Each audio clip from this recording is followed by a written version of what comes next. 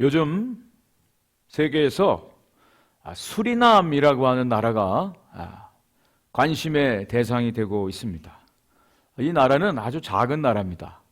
저희 교회에서 파송한 우리 가이아나의 강대성 선교사님, 이 가이아나 그리고 프렌치 가이아나 그리고 수리남, 이 세 나라가 남미 대륙의 브라질 위쪽에 끝에 자리 잡고 있습니다. 별로 이렇게 들어보지 못한 나라 이름입니다. 그런데 요즘에 이 수리남이라고 하는 나라가 아주 많이 사람들의 입에 오르내리고 있습니다. 그 이유인 즉슨 한국 드라마 때문입니다. 넷플릭스에 드라마가 만들어져 떴는데 제목이 수리남입니다. 그래서 저도 우리 강대성 선교사님 생각해서 이 수리남이라고 하는 드라마를 2회까지 봤습니다. 이 영화 때문에, 드라마 때문에 수리남 외교부 장관이 화가 났습니다. 그래서 법적 대응을 하겠다. 왜냐하면 이 수리남이라고 하는 드라마에서 수리남이라는 나라가 마약의 천국, 전 국민의 50% 이상이 마약에 관련된 일을 하고 마약 거래가 횡행하는 나라로 비춰졌기 때문에 국가적으로 법적 대응을 하겠다, 이렇게 나서고 있습니다. 실질적으로 이 드라마는 90년대에 한국인으로서 마약 왕이었던 조봉행이라고 하는 사람의 이야기를 각색해서 드라마로 만든 영화입니다. 근데 실제적으로 이 수리남이라고 하는 드라마에 마약왕이 나오는데 공교롭게도 한인교회 목사입니다. 드라마를 어떻게 그렇게 만들었는지 전요한이라고 하는 한국인 한인교회 목사가 아주 그럴듯하게 할렐루야를 외치면서 성도들에게 하나님을 사랑합시다, 사랑의 메시지를 막 전하고, 그런데 뒤에서는 마약 밀거래를 하는 마약왕입니다. 얼마나 두 얼굴이 딱 대치돼서 나오는지 아주 소름이 끼칠 정도입니다. 두 얼굴의 사나이. 겉으로는 하나님의 사랑을 표방하면서 형제자매를 사랑한다고 그렇게 신방도 하고 기도도 하는데, 뒤에서는 그 성도들을 이용해서 마약 거래를 하고 밀매를 하는 그런 모습으로 나타나고 있습니다. 세상은 두 얼굴로 대립되고 있습니다. 이 세상은요, 철저하게 빛과 어둠이 나눠집니다. 생명과 죽음이 나눠집니다. 선과 악이 충돌하는 것이 바로 이 세상 일입니다. 둘로 나뉘어집니다. 그렇게 착하고 선하게 보였던 사람도 이면에는 아주 악함이 존재하는 모습들을 보고 깜짝깜짝 놀랄 때가 있습니다. 우리가 사는 이 시대를 가리켜서 문명의 충돌 시대다, 또 세계 간의 전쟁, 영적 전쟁이 벌어지고 있는 세상에 우리가 살고 있습니다. 그런 의미에서 저는 우리가 지금 성경적 세계관을 공부하는데 우리 크리스천들은 반드시 이것을 공부해야 된다, 알아야 된다. 이 세상이 어떻게 구성되어 있고 어떻게 돌아가는지 우리가 분명히 바라봐야 되고, 우리가 무엇을 위해서 기도해야 되고 어떻게 살아야 되는지 분명히 알아야 된다고 저는 생각을 합니다. 오늘 본문 말씀은 예수님께서 십자가를 앞두고 이제 십자가에서 죽으시는 그 유월절이 다가온 때 이루어진 사건입니다. 마태, 마가, 누가, 요한 사복음서에서 다 이 사건을 기록을 할 정도로 아주 중요한 사건입니다. 예수님의 십자가 사건, 예수님의 죽음은 기독교의 가장 중요한 사건입니다. 만약에 예수님의 십자가가 없었다면 기독교는 존재하지 않습니다. 더 나아가서 저와 여러분들의 구원도 있을 수가 없습니다. 기독교의 구원은 죽음을 통해서 우리를 구원하셨다는 거예요. 예수님의 십자가 죽음을 통해서 우리가 영원한 생명을 얻게 되었다. 상당히 역설적인 구원의 진리를 갖고 있는 것이 기독교입니다. 잔인하고 참혹하고 가장 인간의 악함을 상징적으로 드러내는 것이 십자가인데, 그런데 그 십자가가 구원을 받는 저와 여러분들에게는 놀라운 하나님의 은혜의 방편이 된다라고 하는 것이죠. 이것이 기독교입니다. 기독교는 역설로 시작해서 역설로 끝납니다. 우리가 살기 위해서는 죽어야 된대요. 우리가 높아지고 존경받기 위해서는 낮아져야 된대요. 우리가 정말 부유하기 위해서는 가난해져야 된대요. 우리가 갖기 위해서는 다 내려놔야 된답니다. 이게 기독교예요. 그것을 가장 정확하게 보여준 사건이 십자가 사건이죠. 예수님께서 십자가에서 죽으심으로 말미암아 그 십자가를 믿는 모든 사람들에게 영원한 생명을 약속해 주셨습니다. 이것이 복음이에요. 이것이 기독교입니다. 예수님의 죽음은 단순한 한 인간의 죽음이 아니죠. 예수님의 죽음이 곧 그를 믿는 그 십자가를 받아들이는 모든 사람들에게 영원한 구원을 주시는 하나님의 구원 계획, 하나님의 회복의 결말임을 우리가 알게 됩니다.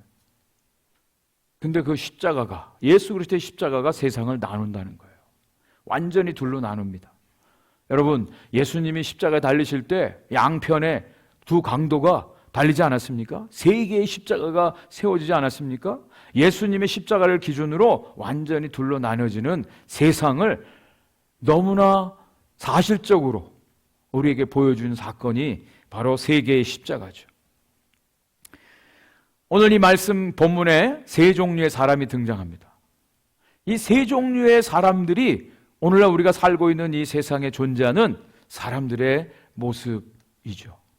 이것을 통해서 과연 나는 어디에 속해 있는가? 나의 믿음은 정말 제대로 가고 있는가? 우리가 세상을 들여다보는 이 시간이 되기를 원해요. 세상을 바라보는 안목이 띄어지는 시간이 되기를 원합니다. 자, 첫 번째, 예수를 죽이려는 사람들이 있었어요. 종교 지도자들이죠. 1절, 2절 말씀입니다. 이틀이 지나면 유월절과 무교절이라 대제사장들과 서기관들이 예수를 흉계로 잡아 죽일 방도를 구하며 이르되 밀란이 날까 하노니 명절에는 하지 말자 하더라. 여러분 잘 보십시오. 1절, 이틀이 지나면 유월절과 무교절이라 대제사장들과 서기관들이 무엇을 해야 될까요? 유월절은 이스라엘 백성들의 가장 중요한 절기입니다. 출애굽을 기념하고 기억하기 위해서 하나님이 유월절을 반드시 지키라고 말씀하셨어요.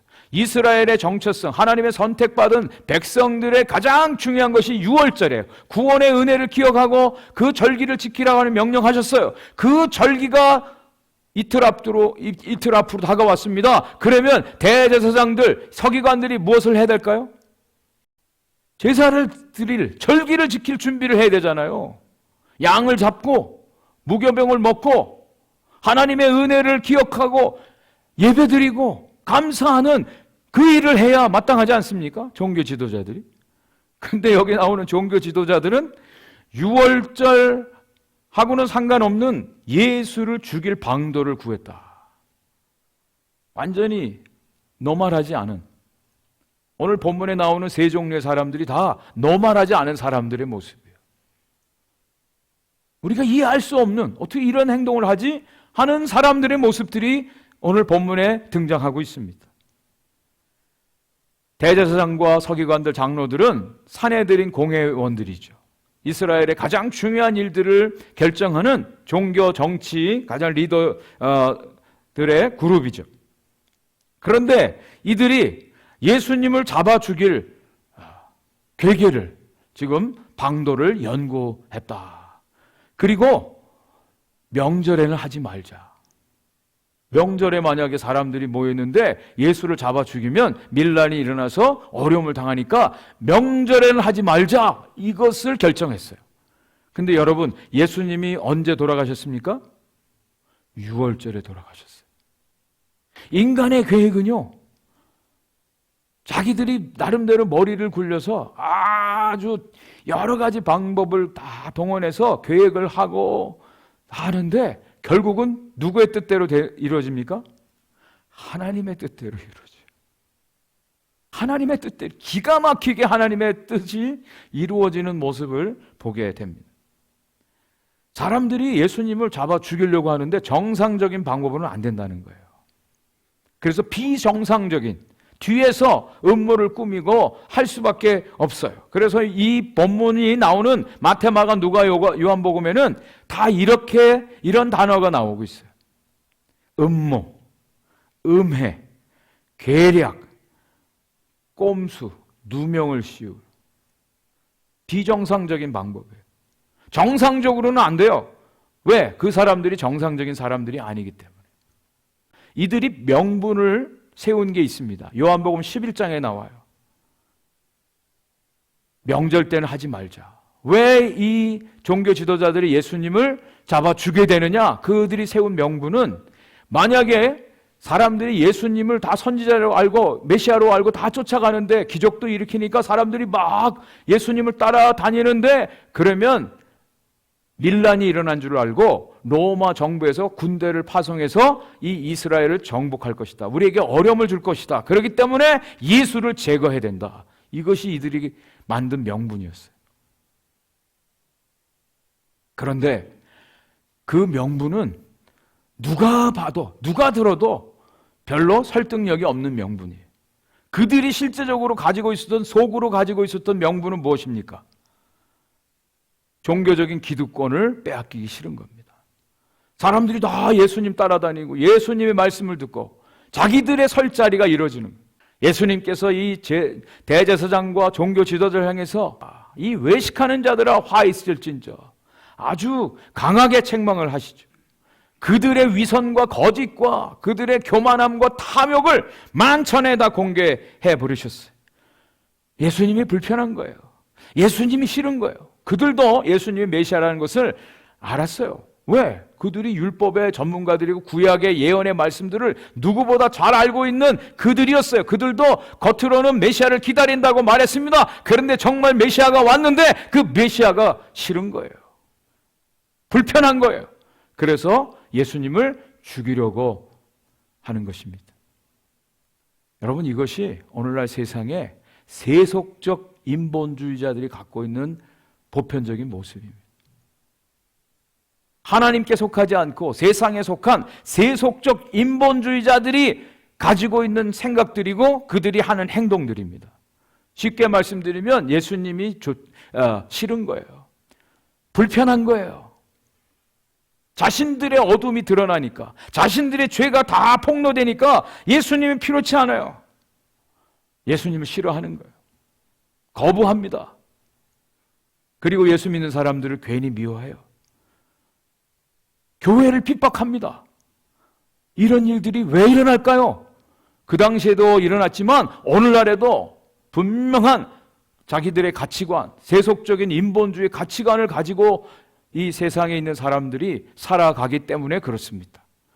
세속에 물들어 있는 사람들은 근본적으로 본질적으로 진리이신 예수님이 싫습니다.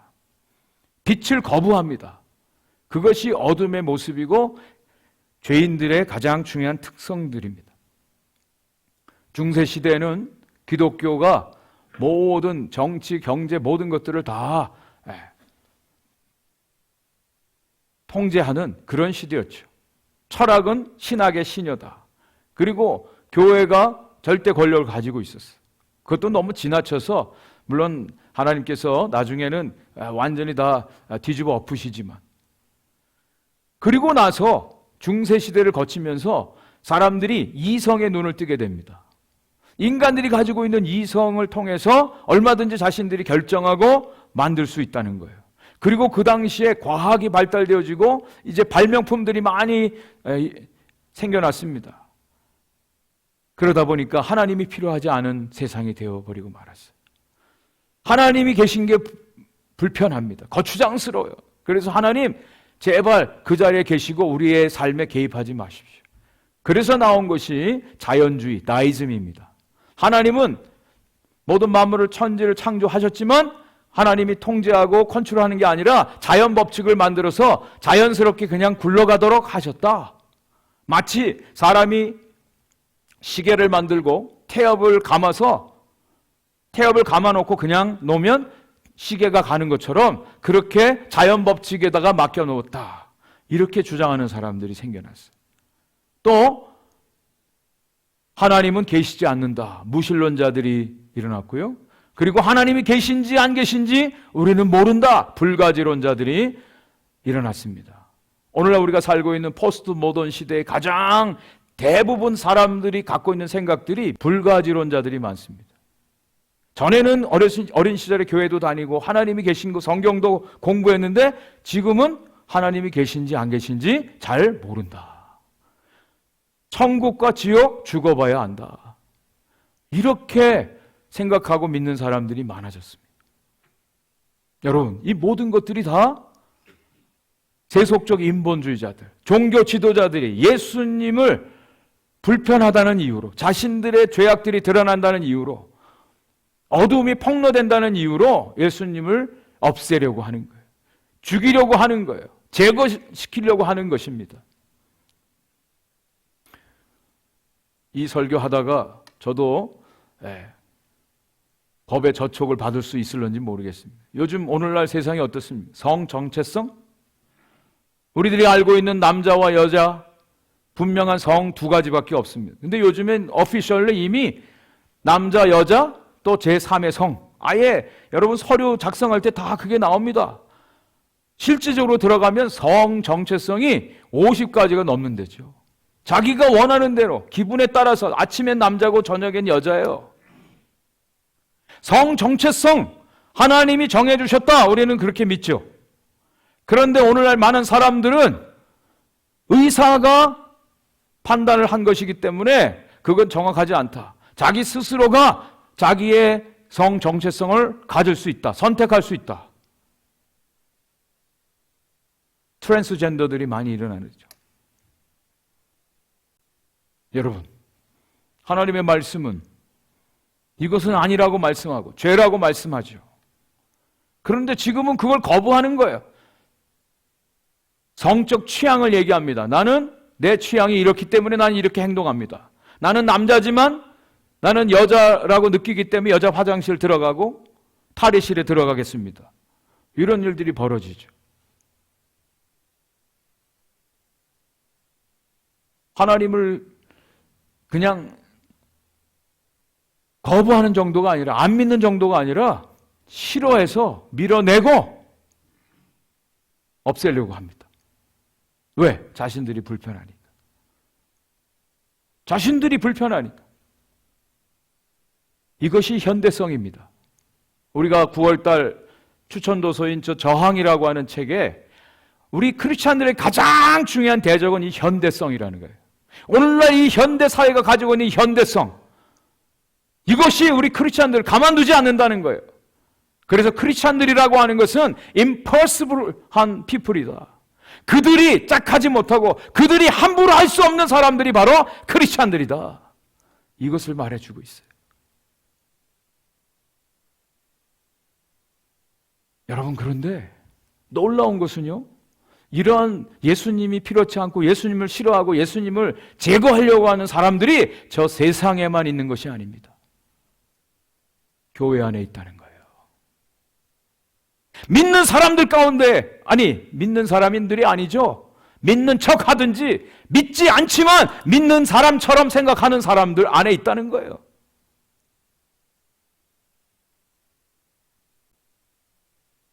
오늘날 종교 지도자들, 종교를 빌미로 해서 행하는 많은 사람들,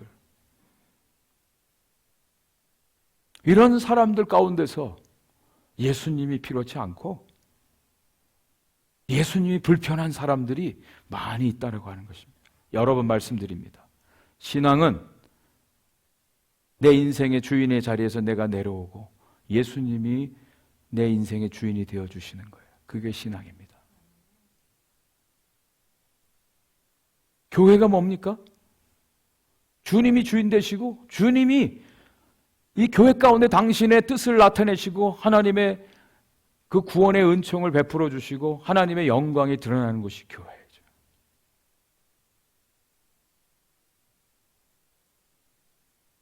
종교 지도자들이 단순히 예수님 그냥 십자가에 못 박아 죽인 그들의 문제로 그냥 끝나는 게 아니라 오늘날 우리가 사는 이 시대 가운데 이런 종교 지도자들의 모습을 가지고 있는 현대성을 가진 사람들이 있다라고 하는 사실이죠. 우리가 정신을 바짝 차리지 않으면 우리가 누구와 싸워야 되는지, 무엇을 대적해야 되는지, 우리가 갖고 있는 진리가 무엇인지 우리가 알지 못하면 엄한 데 가서 싸우고요, 엄한 것 가지고 다투고 그런 모습들을 나타나. 세속적 인본주의자들, 이들의 주장하는 것들을 우리가 정확하게 알고 있어요. 자, 두 번째 인물이 나옵니다. 예수를 팔아넘긴 제자가 나오죠. 가룟 유다입니다. 10절 11절 말씀인데요, 12 중에 하나인 가룟 유다가 예수를 넘겨주려고 대제사장들에게 가매 그들이 듣고 기뻐하여 돈을 주기로 약속하니 유다가 예수를 어떻게 넘겨줄까 하고 그 기회를 찾더라. 여러분, 이것도 말도 안 되잖아요. 3년 반 동안이나 예수님과 같이 다니면서 예수님이 행하신 기적도 보고 그 떡도 먹고 예수님의 그 말씀도 들었는데 가룟 유다가 예수님을 은 30에 팔아 넘기기 위해서 종교 지도자를 찾아가서 약속을 하는 장면, 그리고 기회를 찾아서 예수님 넘겨주려고 하는, 유다에 대한 동정론이 많습니다. 어떤 사람들은 이 유다만 12명 제자 중에 비갈릴리 출신, 좀 왕따당한 그런 사람이고요, 돈깨를 맡았다 그랬죠. 믿을만한 사람이었는데, 근데 나중에 보면 예수님이 자꾸 죽는다고 얘기하는 거예요. 자기가 생각하는 것은 로마의 압제를 다 부수고 이스라엘을 해방시킬 정치적인 메시아, 정치적인 힘을 가진 메시아를 기대했는데 예수님 자꾸 맨날 죽는다고 하고 떠난다고 하니까 가룟 유다가 예수님을 배반을 하게 된 것이지. 그래서 참 불쌍하다, 가룟 유다가. 이 예수님을 십자가에 못 박게 하기 위해서 쓰임받는 도구가 필요한데 가룟 유다가 거기에 해당이 된 것이다. 근데 과연 그럴까요? 동정론을 피는 사람들이 있는데 성경은 분명히 말합니다. 누구라도 그런 일을 할 수가 있는데 하나님께서는 악한 사람도 악인도 당신의 뜻 가운데 사용을 하십니다. 근데 이 가룟 유다가 그 대상이 된 것이죠. 마가복음 14장 21절에 인자는 자기에 대하여 기록한 대로 가거니와 인자를 파는 자는 그 사람에게는 화가 있으리로다. 그 사람은 차라리 나지 아니하였더라면 자기에게 좋을 뻔하였느니라. 나지 않았으면 차라리 좋을 뻔했다. 근데 그것이 하나님의 책임이 아니라 그에게서 그런 요소들이 발견되어집니다. 요한복음 12장 6절에 그는 도둑이라, 성경이 가룟 유다에서 도둑이라고 분명하게 표현을 하고 있습니다. 돈깨를 맞고 거기 넣는 것을 훔쳐가미로라. 도둑이래. 그리고 누가복음 22장 3절 말씀에 보면 12 중에 하나인 가룟인이라 부르는 유다에게 사탄이 들어가니, 사탄이 또 등장해요. 그가 가지고 있는 이 정치적인 메시아에 대한 생각들, 그것이 예수님하고 맞지 않는 거예요. 예수님을 따르지만 예수님이 이 땅에 오신 목적하고는 상관없이 자기가 원하는 대로 따른 거예요. 그리고 자기 마음대로 안 된다고 예수님 팔아 넘기는 것이죠. 여기에다가 그는 돈깨를 맡았는데 이 탐욕에 넘어가서 결국은 돈을 받고 예수님을 넘기는 그런 일을 하게 된 것이죠. 예수님은 이 땅에 메시아로 오셨습니다. 그 메시아의 구원 역사는 십자가에서 죽는 거예요. 하나님의 계획입니다. 하나님의 놀라우신 특별하신 섭리의 뜻입니다. 여러분, 우리를 하나님이 구원하시는데 누구의 방법, 누구의 뜻대로 구원하셔야 되겠습니까? 우리의 뜻대로요? 아니면 하나님의 뜻대로요? 하나님의 뜻이 이루어지는 그것을 여러분 원하십니까? 아니면 내 뜻이 이루어지는 것을 원하십니까? 많은 경우에 주님을 믿는다 하지만 하나님의 뜻보다는 내 뜻을 더 앞세우는 경우들이 많습니다. 내 마음대로 안 된다고, 내 뜻대로 안 된다고, 내 생각대로 안 된다고, 구원도 내 원하는 대로 내 방식대로 해달라고 하는 것이 오늘날 수많은 사람들의 모습이에요. 근데 하나님께서는 당신의 뜻이 온전히 이루어지는 그 길로 가십니다. 처음부터 끝까지 그 길로 가세요. 한 번도 양보하지 않으세요. 세상의 정의가 있고요, 하나님의 정의가 있습니다. 세상에서는 세상의 정의를 외쳐요. 세상의 정의를 위해서 투쟁합니다. 다툽니다. 전쟁을 불사합니다. 그런데 하나님의 정의는 죽는 거였어요. 대신 죽는 거였어요. 그것을 통해서 하나님의 구원을 이루어 내셨습니다. 주님을 믿는 저와 여러분들 가운데 오늘 우리가 분명하게 주님을 바로 알아야 될 이유가 여기 있습니다. 예수님이 이 땅에 왜 오셨는가? 그 주님이 우리를 어떻게 구원하셨는가? 하나님의 구원의 방법이 어떻게 이루어졌는가? 이것을 봐야 돼요. 이것을 봐야 돼요. 여러분, 가룟 유다가 처음에는 주님 따라다녔어요. 그런데 자기의 원함대로 안 되니까 나중에 돌변해서 예수님 팔아 넘기게 되죠.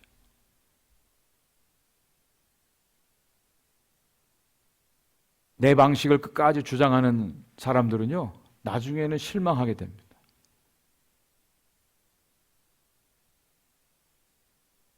주님의 원하심이 무엇인지, 주님이 일하시는 모습들이 무엇인지를 우리는 다시 한번 바라봐야 돼요.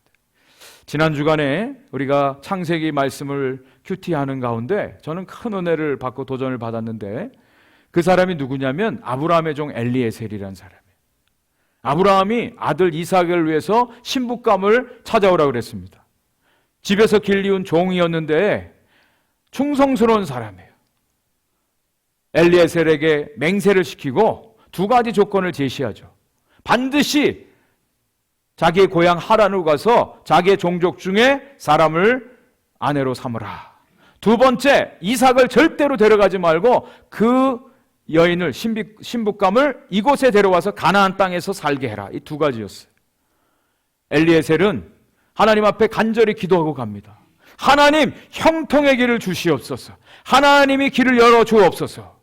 그 형통을 간구하고 하나님 앞에 조건을 말씀드리고 이렇게 인도해 주시면 그 사람이 이삭의 신부감인 줄 알겠습니다. 그런 거예요. 근데 하나님이 정말 그렇게 다 이루어 주셨어요. 다 이루어 주셨어요. 리브가를 만나고요, 그 리브가의 오빠 라반과 그 어머니 다 동의를 받고 돌아오는데요, 엘리에셀이 갔던 길은 20일 동안 간 800여 킬로의 아주 먼 길이었습니다. 그런데 바로 다음날 잠자고 자기는 돌아가겠다는 거예요. 아브라함에게로 당장 돌아가겠다는 거예요. 엘리에셀은요, 정말 그를 보낸 아브라함의 뜻, 주인의 마음을 헤아리고 주인의 그 뜻 가운데 온전히 다 100% 헌신한 충성스러운 종이었음을 알게 됩니다. 충성이라는 것은요, 나에게 기준이 있는 게 아니라 하나님께 기준이 있는 거예요. 우리를 부르신 그분의 뜻대로 순종하는 게 그것이 충성이에요. 그리고 신실함이 있었어요. 신실함. 하나님의 형통하심을 간구하는 사람들은요, 길이 막히고 문이 닫혀도 절망하지 않습니다. 좌절하지 않습니다. 또 길이 열린다 할지라도 자고하지 않습니다. 안일에 빠지지 않습니다. 엘리에셀은 정말 충성스러운 종이었어요. 처음부터 끝까지. 가룟 유다 가다가 중도에 포기한 그런 인물이죠. 결국은 하나님께서 그를 예수 그리스도의 십자가 사건의 악역으로 잠시 사용한 그런 인물로 생을 마감하게 됩니다. 자, 오늘 마지막 세 번째로 예수의 죽음을 준비한 여인에 대한 기록이 나옵니다. 3절 말씀을 같이 한번 읽어보겠습니다. 3절 말씀 같이 한번 읽어볼까요? 시작. 예수께서 베다니 나병 환자 시몬의 집에서 식사하실 때에 한 여자가 매우 값진 향후 곧 순전한 나드 한 옥합을 가지고 와서 그 옥합을 깨트려 예수의 머리에 부으니, 베다니 시몬의 집에 예수님 식사하시는데 한 여인이 와서 갑자기 식사하는데 향유 옥합을 깨뜨려서 그 기름을 예수님 머리에 부었다는 거예요. 여러분, 이것도 정상적인 일일까요? 아니라고 저는 생각돼요. 지금 밥 먹는데 어떤 여인이 와서 그냥 머리에다 기름을 잔뜩 갖다 붓는 거예요. 이해할 수 없는 일입니다. 오늘 본문에 나오는 세 종류의 사람들이 다 이해할 수 없는 그런 사람들의 모습들이에요. 그런데 여기 보시면 제자들이 또 어떤 사람이 이 여자에 대해서 화를 냈다 그랬어요. 화를 냈다. 요한복음에는 가룟 유다라고 나옵니다. 화를 냈어요. 아니, 왜 이것을 허비하느냐? 이 비싼 것을 왜 허비하느냐? 300데나리온, 한 3만 불 정도 되어지는 이 비싼 것을 왜 허비하느냐고 화를 냈다 그랬어요. 그리고 이거 팔아서 가난한 사람 도와주는 게 낫는데 왜 이렇게 했느냐? 책망했다. 화를 냈다, 책망했다. 책망받을 짓을 한 거죠. 일반적으로 보면. 그런데 예수님의 반응이 완전히 다릅니다. 예수님이 오히려 이 여인에 대해서 칭찬하고 계세요. 6절, 7절 말씀입니다. 예수께서 이르시되 가만두라. 너희가 어찌하여 그를 괴롭게 하느냐? 그가 내게 좋은 일을 하였느니라. 예수님께 좋은 일을 했대요.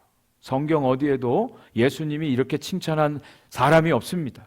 7절 말씀, 가난한 자들은 항상 너희와 함께 있으니 아무 때라도 원하는 대로 도울 수 있거니와 나는 너희와 항상 함께 있지 아니하리라. 네, 가난한 사람들 언제든지 도와줄 수 있어. 그러나 나는 항상 같이 있지 않는다.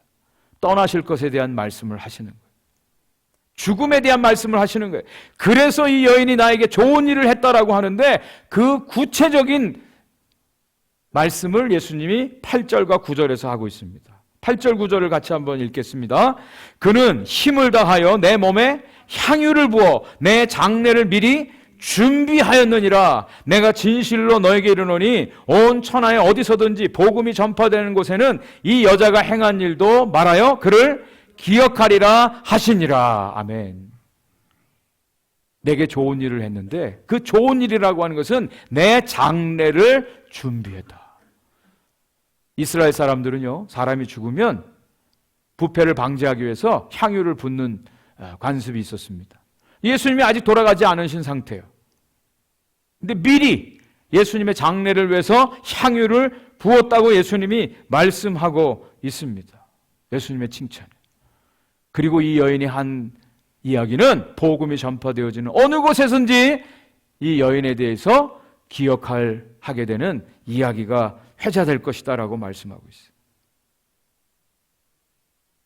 여기서 우리가 한번 질문을 해볼 수 있습니다. 이 여자가 성경에는 요한복음에는 마리아로 나오는데요. 이 여인이 예수님이 십자가에서 죽으실 것을 알았을까요? 몰랐을까요?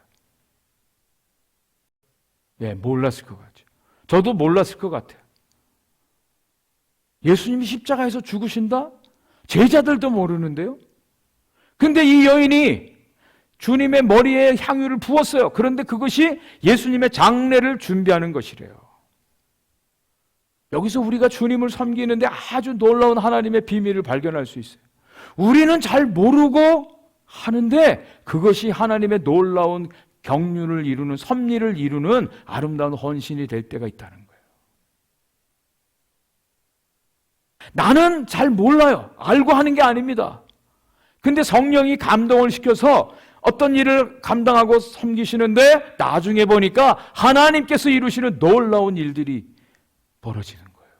그런 일이 너무너무 많습니다. 이 여인은 욕을 먹었습니다. 책망도 들었습니다. 이 바보 같은 짓을 왜 하느냐고 아주 심한 소리도 들었어요. 근데 이 여인은 정말 주님 사랑하는 마음으로 섬긴 거예요. 여기에는 이유가 없습니다. 어떤 한국의 남편이 전원주택을 만들고 자기 부인을 위해서 담벼락에다가 이런 글을 써놨어요. 사랑합니다. 이유가 없답니다. 그냥 사랑합니다. 이런 정도는 그냥 속으로만 가지고 있어도 되는데 담벼락에다가 이런 글을 썼어요. 공공의 적이 되죠. 네? 근데 정말 이 남편은요, 그 아내를 그렇게 사랑해요. 이유가 없대요. 그냥 사랑합니다. 뭐 이유가 있어서 하나요? 아무 이유가 없습니다. 그냥 하는 것입니다. 그것이 사랑입니다. 여기 나오는 이 여인은 주님을 그냥 사랑하는 마음으로 자기에게 가장 귀중한 결혼을 위해서 준비한 그 향유 옥합을 깨트려서 주님께 다 부어드린 것이에요. 다 부어드린 거예요. 뭐 예수님이 십자가에 죽으실 걸 미리 알고 예언자적인 어떤 행동을 한 것도 아니에요. 그냥 순전한 마음으로 주님 사랑함을 표현하고 고백하고 드려졌을 때 하나님께서는 그걸 통해서 하나님의 놀라운 구속의 역사를 이루시는데 하나님의 영광을 받으시게 된 것입니다. 저는 이것이 진정한 섬김이라고 믿습니다. 이것이 진정한 사랑이라고 믿습니다. 오늘 세 부류의 사람들을 말씀을 드렸는데요. 오늘날 우리가 살고 있는 이 세상은요, 종교 지도자들이 행했던 것처럼 종교의 힘을 가지고 예수님을 오히려 핍박하고 미워하고 싫어하는 세력들이 있습니다.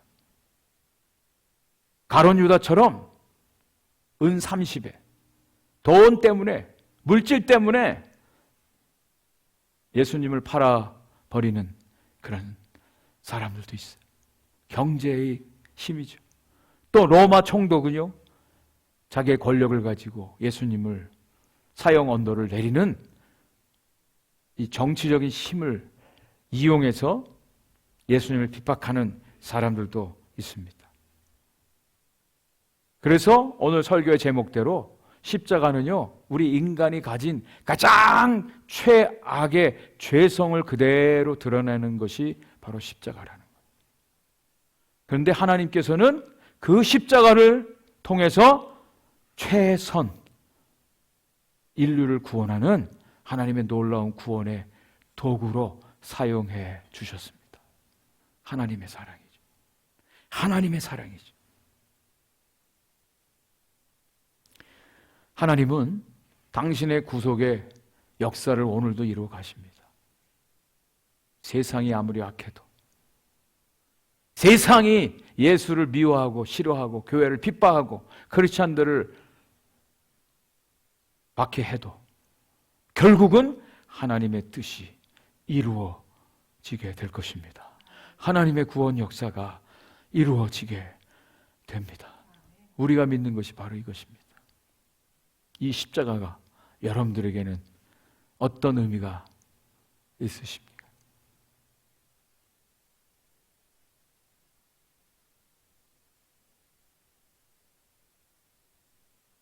예수 그리스도의 이 십자가가 우리 인간의 가장 사악한 악함을 증거해주는 표가 되는 반면에 하나님의 놀라운 사랑의 극치를 우리에게 너무나 정확하게 보여주시는 하나님의 사랑의 증거가 됩니다. 이 십자가의 의미가 우리 가운데 다시 한번 새겨지고 십자가의 은혜에 감사하고 믿음으로 반응하는 저와 여러분들 되기를 주의 이름으로 간절히 축원을 드립니다.